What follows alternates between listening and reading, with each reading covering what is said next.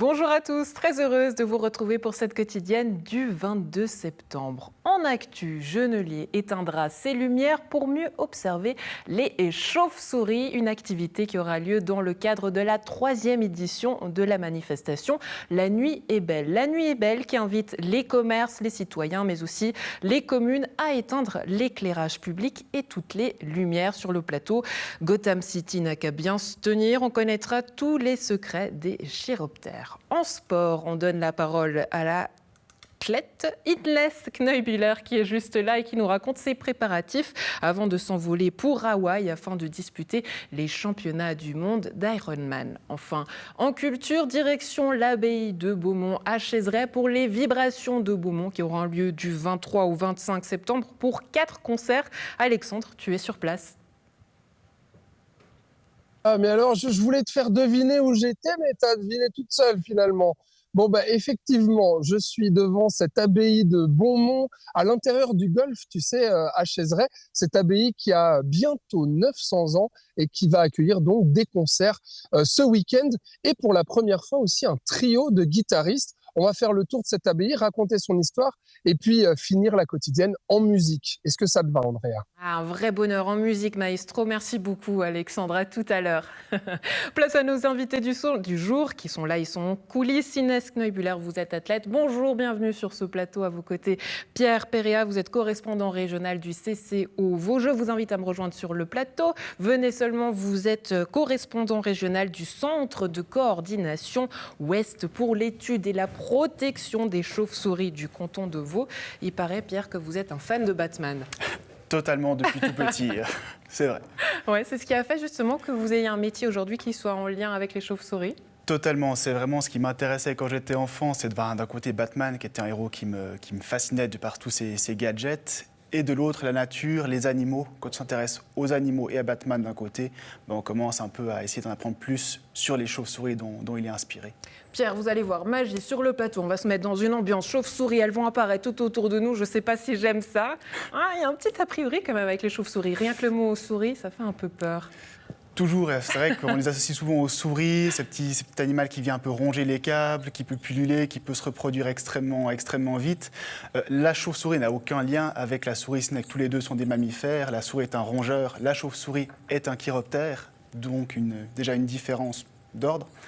Et en plus de ça, tant la souris peut avoir des dizaines de petits par année, la chauve-souris, elle, a qu'un seul jeune par année, éventuellement des jumeaux dans certains cas, mais c'est beaucoup moins qu'un rongeur comme la souris. Alors pourquoi est-ce qu'on parle des chauves-souris? Puisqu'une activité aura lieu dans le cadre de La Nuit est belle, vous le savez, elle est de retour, cette manifestation pour la 3e édition. Rendez-vous ce 23 septembre dans la région. 185 communes du Grand Genève, mais également une trentaine de communes du district qui participent à la manifestation, notamment Nyon, Chézeray, Gland, La Rippe. On vous invite d'ailleurs à aller voir sur les différents sites des communes, d'aller voir qu'est-ce qui se passe, puisqu'il y a toute une série d'activités au programme. Et puis justement, au Bois de Chêne, vous proposez du coup une balade acoustique des chauves-souris. On les a entendus tout à l'heure en plateau, ce petit bruit des chauves-souris.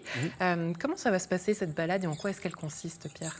Alors, on va écouter des bruits différents de ceux qu'on a pu entendre en plateau. Là, les bruits qu'on a entendus, c'est vraiment des bruits de communication, ce qu'on appelle des cris sociaux.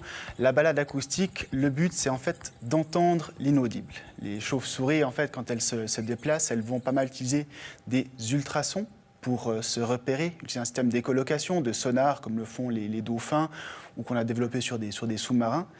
Et en fait, ces cris sont inaudibles à notre oreille.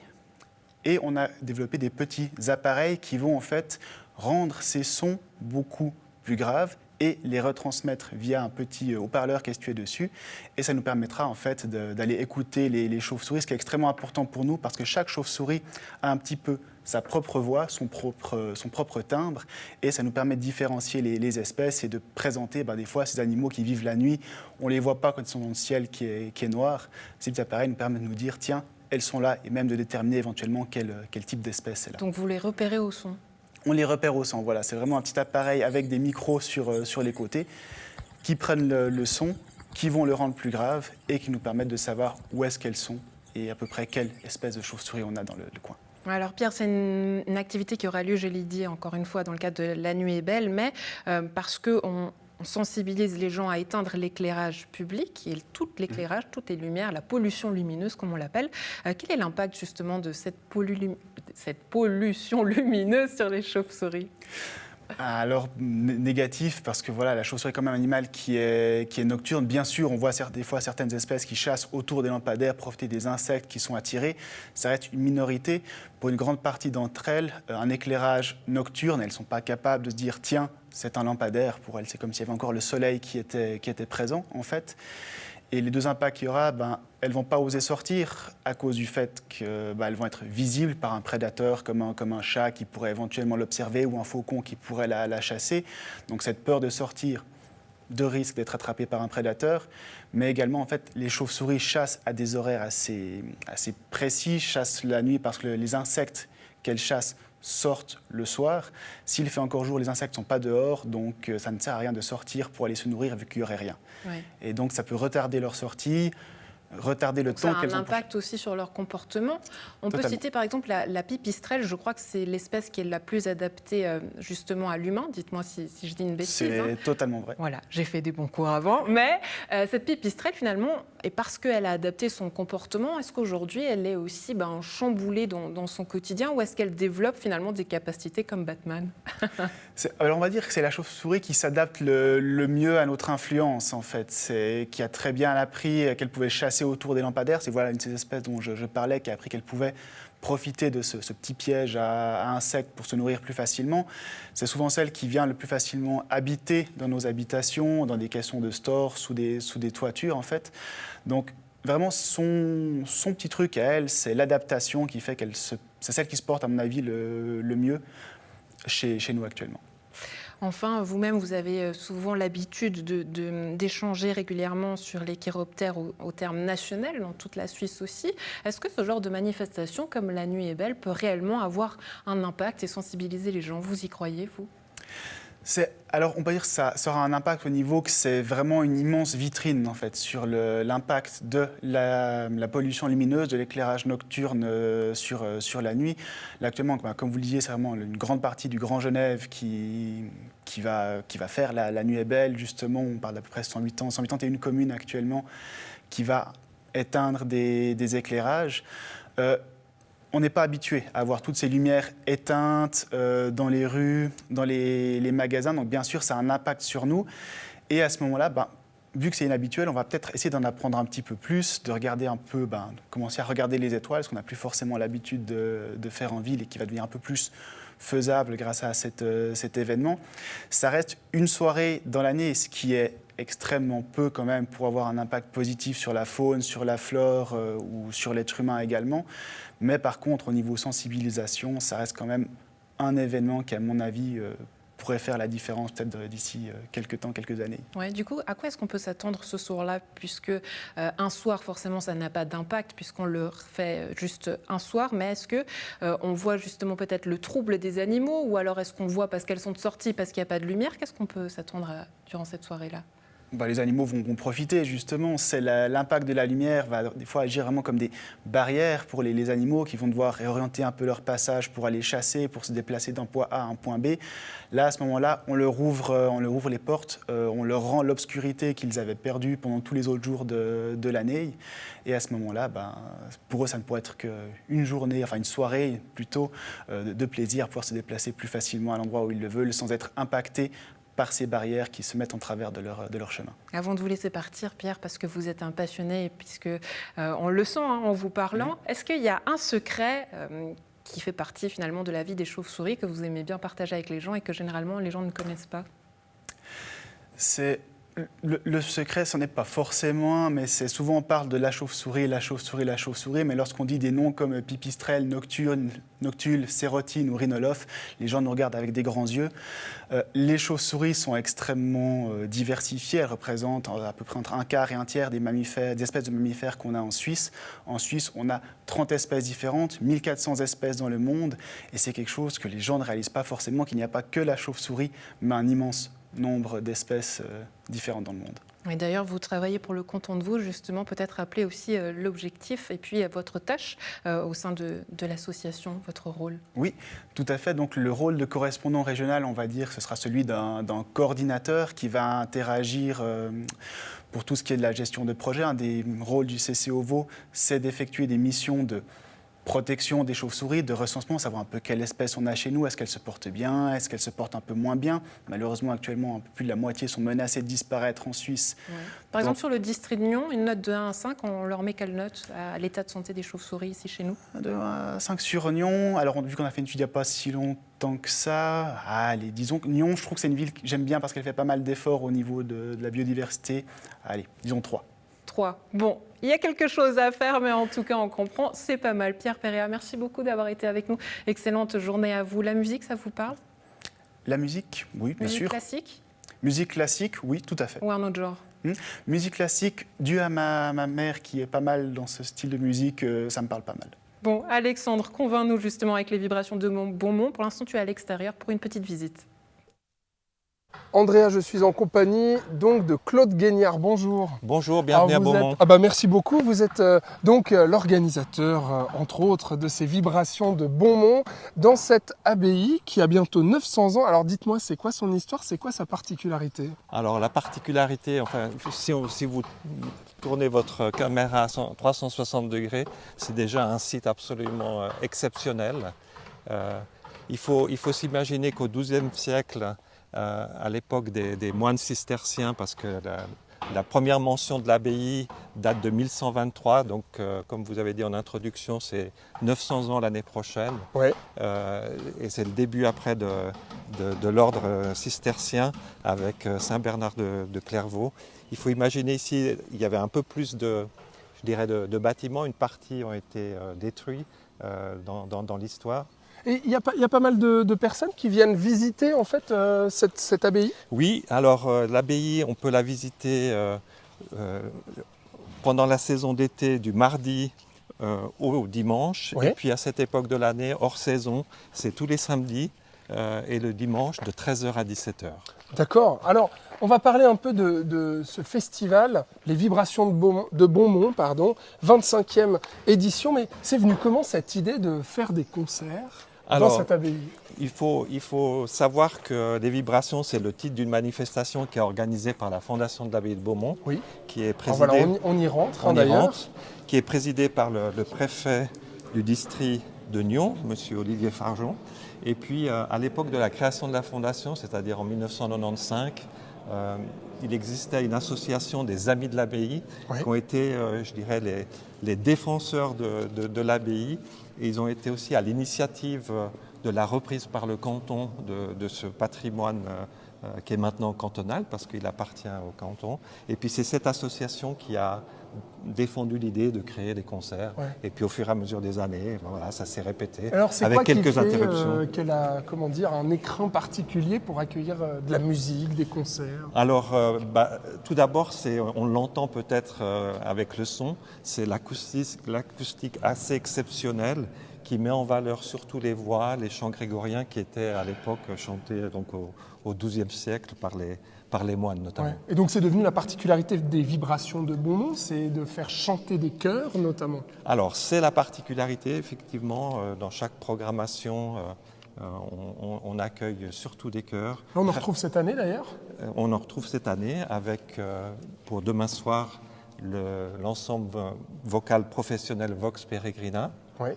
Qui va nous présenter un programme de musique de Renaissance et de chant grégorien.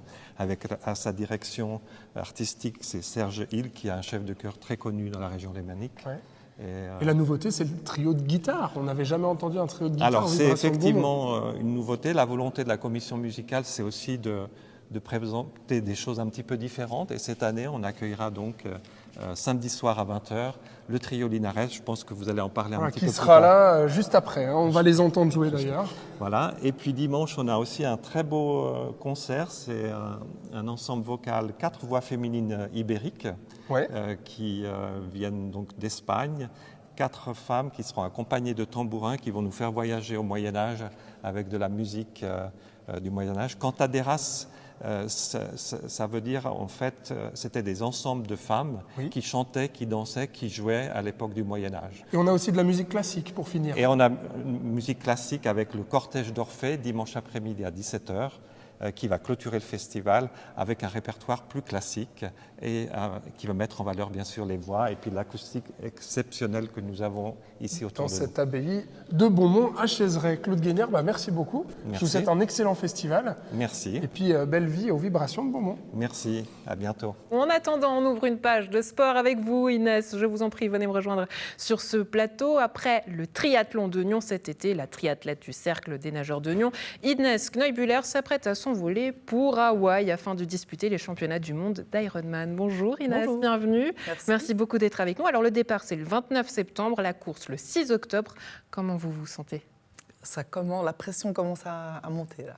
Je commence à réaliser le départ. Et encore une bonne semaine d'entraînement, puis après ça sera plus tranquille jusqu'au jour J. Ouais, cette bonne semaine d'entraînement, il y a quoi au programme justement les derniers jours ? C'est on met le paquet ou justement on lève un peu le pied pour regarder la forme ? Alors cette semaine-là, c'est encore bien chargé. Samedi, il y a encore bien 6 heures de vélo. On enchaîne le dimanche avec 30 kg de course à pied. Et lundi, c'est repos. Après, il y a le voyage. Et puis, on ne fait plus que des petites sessions pour pas perdre le fil. Alors, votre discipline, c'est l'Ironman. On devrait dire Iron Woman. Ça vous plairait qu'on l'appelle comme ça ? Ouais, pourquoi pas, ouais. Rappelez-nous justement en quoi ça consiste déjà, cette discipline. Alors, c'est 3,8 kg de natation. On enchaîne directement avec le vélo. 180 kg, c'est à peu près le tour du lac, Léman. Et ensuite, un marathon. Ouais. Est-ce Donc, que course vous à avez pied. une préférence ? Course à pied. Course à pied, c'est là où vous vous sentez le plus à l'aise, c'est quand même sur Terre. Ouais. Ouais. Ah oui, ça c'est sûr.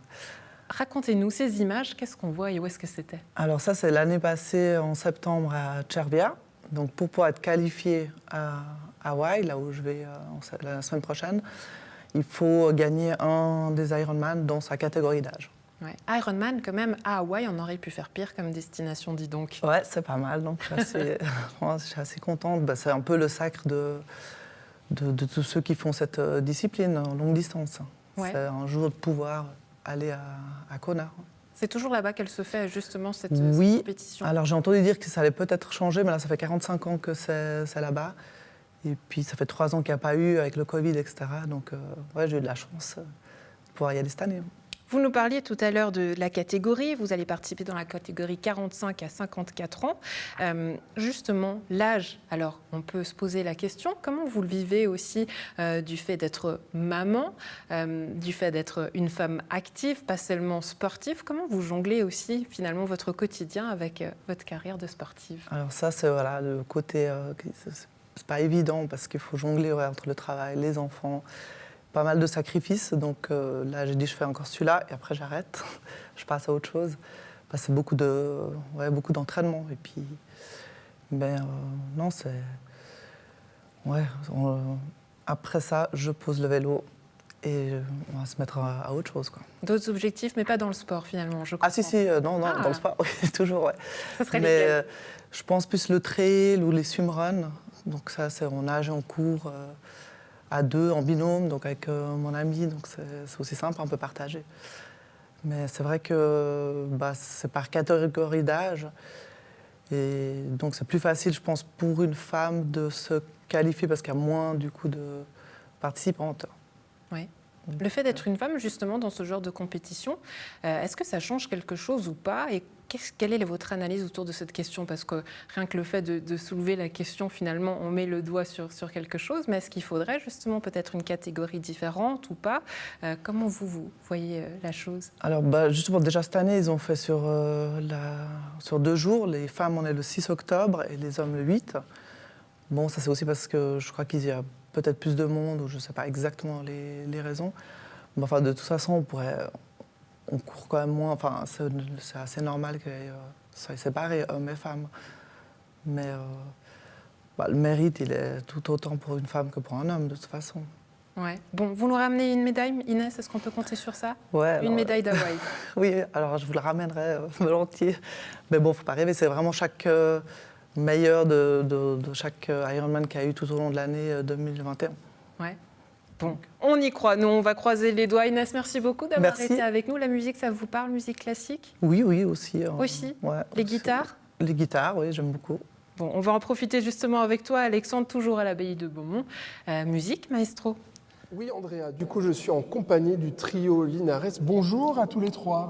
Bonjour. Merci beaucoup d'être avec nous. Alors, Dagoberto Linares, vous êtes, eh bien, le trio porte votre nom. C'est vos guitaristes qui vous accompagnent. Dans cette abbaye de Beaumont, qu'est-ce que ça représente pour un trio de guitare de jouer dans une abbaye comme celle-ci? Écoutez, c'est une chance inouïe de jouer dans ce lieu magnifique. C'est absolument magnifique. Ça sonne très très bien. Ouais. Vous avez testé là, c'est bon ça? On a testé, enfin, vous aussi d'ailleurs. Oui. C'est vrai, on va l'entendre après. Ouais. Donc, et puis pour moi, c'est un moment de partage vraiment assez exceptionnel avec Alessio et Johan. Ce sont des ex-élèves qui sont devenus des chers collègues, qui font chacun vraiment une belle carrière internationale, lauréat de plusieurs prix internationaux, et Alessio et Johan. Et qu'est-ce que vous allez interpréter alors ce week-end à Beaumont? Alors nous allons faire un programme très varié sous l'égide de voyage. Oui. Alors nous partons avec Vivaldi, donc nous sommes en Italie, Boccherini, D'accord. Manuel de Falla.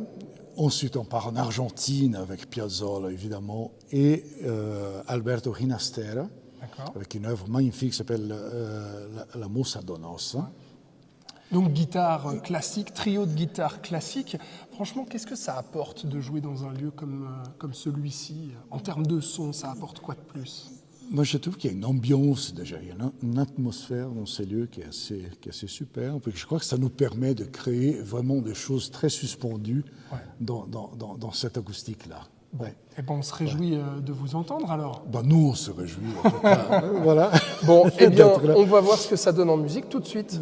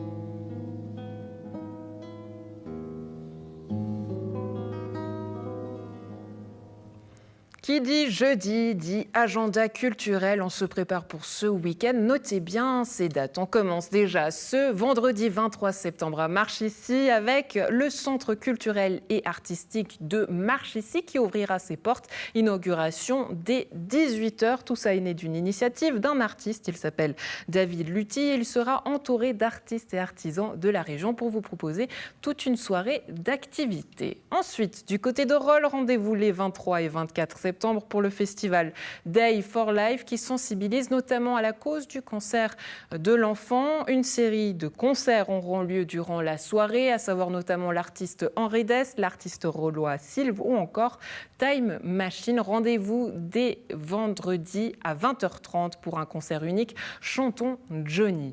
Ensuite, du côté de Nyon, rendez-vous pour célébrer les 150 ans de la bibliothèque de Nyon en partenariat avec l'usine à gaz, mais aussi les musées de Nyon qui vous célèbrent une journée, qui vous invite pour une journée festive, notamment les familles et les enfants. Rendez-vous pour des bains de livres, des ateliers bricolage, mais aussi des concerts. Toutes les activités sont notamment sur le site de la bibliothèque et de la ville de Nyon. Pour les plus grands et les plus fous, rendez-vous pour un concert à la Parenthèse, notamment à Nyon, le 24 septembre. C'est de Urban Voodoo Machine qui va vous envoûter pour un concert un peu folk. Il paraît que ça sentira bon le blues, le folk, la sueur, j'y crois pas trop, la magie noire, mais aussi le bourbon. Quant à nous, on se retrouve à partir de lundi. Bonne suite de programme, vous avez de quoi faire votre choix en pleine forme. Bonne suite de programme, à lundi.